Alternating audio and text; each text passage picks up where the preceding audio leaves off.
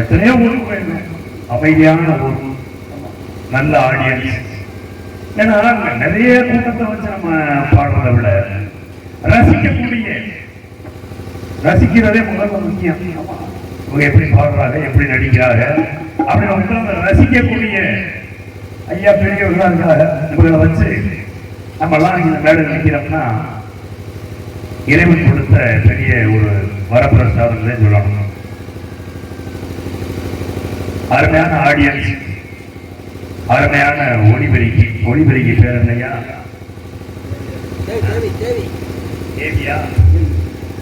தேவி ஒளிபெருக்கி, அருமையான ஒளிபெருக்கி. ஏன்னா எத்தனையோ ஊர்களுக்கு போறோம், கேள்வி வைங்க, சார்ஜ் வைங்க, அது அந்த மைக்கு பேசாருக்கு, அப்புறம் மிஷின் தான் அடிங்க. ஆடியன்ஸ் மிஷின் அடிக்க மாட்டாங்க, மைக்கு பேச பக்கத்துல மிஷின் அடிக்க. அப்படியெல்லாம் இருக்கும். இருந்தாலும் தென்னகத்திற்கே உருத்தான தென்னகத்தின் சிறப்பை பற்றி புகழ்ந்து பாட வேண்டும் என்றால் எப்படி பாடலாம்?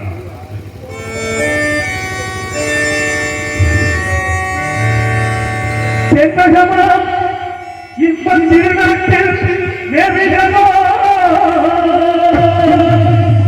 கடலிருந்து குடகு மலை கதிவயிற்றில் கருவாகி தலை காவிரி என்னும் சாதிகிற முருவாகி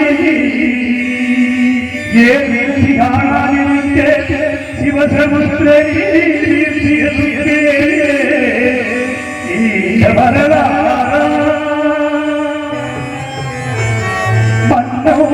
பாடியொரு பலத்தென்றல் தாராட்ட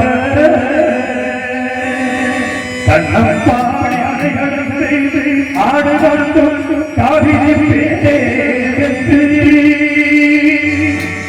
அகந்த காவிரியாய் நடந்தே கதையில் உள்ளத்தில் தாழமெல்லாம் தாராடி பெருகி வந்து தஞ்சை வரலாற்றை தாயாகி காப்பவரா தனிக்கருணை ஆவியோ செல்வெல்லாம் கருணையாய் எல்லோருக்கும் பிள்ளையனாலும் பேச வந்த கண்மணியே அல்லே எங்கள் இதயக்கணி எங்கள் இதயக்கணி இதயக்கணி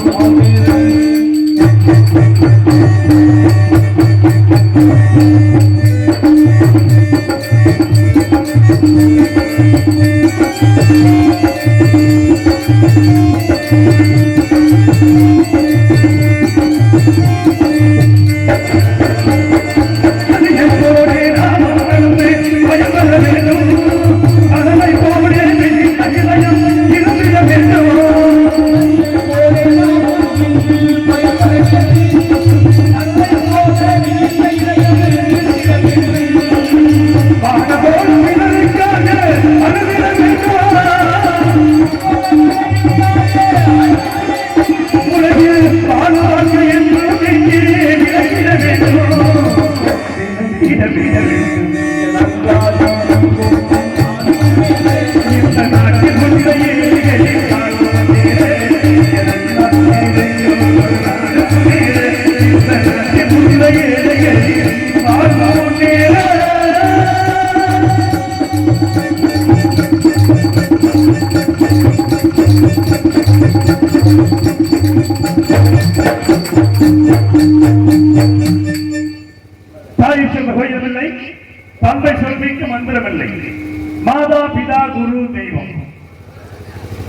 நம்மெல்லாம் என்ன செய்யறது தெரியுமா?